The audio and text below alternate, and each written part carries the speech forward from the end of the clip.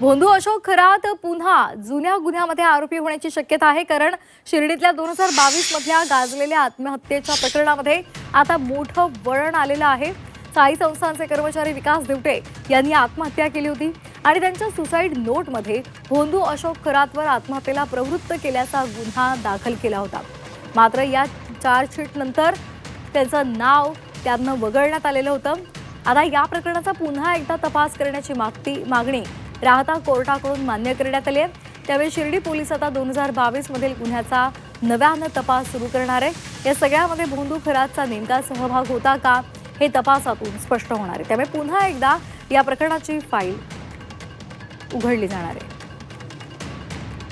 तर यावर एक नजर टाकूयात आपण ग्राफिक्सच्या माध्यमातून।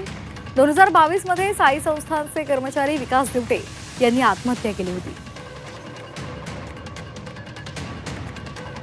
त्यांनी लिहिलेल्या सुसाईड नोटमध्ये खरातवर आत्महत्येला प्रवृत्त केल्याचा त्यांनी आरोप केला होता।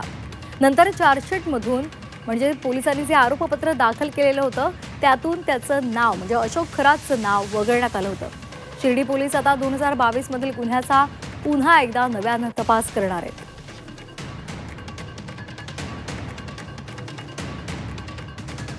या प्रकरणामध्ये भोंदू खरातचा नेमका सहभाग होता का हे या तपासातून स्पष्ट होणार आहे। खरात शिर्डीतील जुन्या प्रकरणामध्ये पुन्हा आरोपी होण्याची त्यामुळे शक्यता आहे। शिर्डीच्या संस्थांमध्ये नोकरीला होते। विकास दिवटेंना चांगला पगार होता अशी ही माहिती आहे।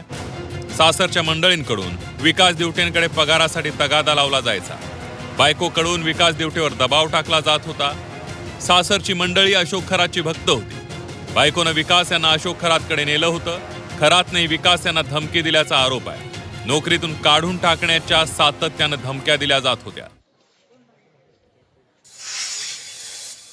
म्हणून आम्ही वकीलपत्र सादर केलेलं आहे। या प्रकरणामध्ये जो काही तपास आहे, जो निपक्षपातीपणे आणि जो मागील जो तपासात काही ज्या त्रुटी आढळल्या या काही पुन्हा होण्यासाठी आम्ही काल 2 दिवसापूर्वी फिर्याद दिली आहे। मूळ फिर्यादीत म्हटलं आहे की हा तपास पुन्हा व्हावा, एक पुरवणी चार्जशीट दाखल करण्यात यावं।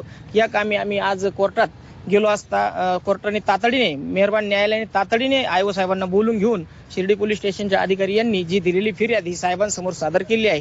आज त्याच्यामध्ये ऑर्डर होईल। मात्र तेव्हा त्यामध्ये आरोपीचं नाव वगळण्यात आलेलं होतं का आणि काय म्हणून नाव वगळलं होतं तेव्हाचा अहवाल काय होता? त्यावेळचा जो काही CDR अहवाल आहे त्यावेळेचे तत्कालीन जे कोणी आयो होते यांनी तो कसा जो काही नाव आहे जे भोंदू खरात बाबाचं हे कसं वगळलं काय वगळलं याचाही तपास या पुरवणी तपासामध्ये होईलच। मात्र कोर्टाने आता काय आदेश दिलाय? कोर्टाने आता तो आज जी फिर्याद दाखल केलेली आहे ती फिर्याद बोलून घेतलेली आहे आणि तातडीने आयो साहेबांशी चर्चा करून त्यावर आज दुपारपर्यंत निश्चितच ऑर्डर होईल अशी मला भरपूर खात्री आहे।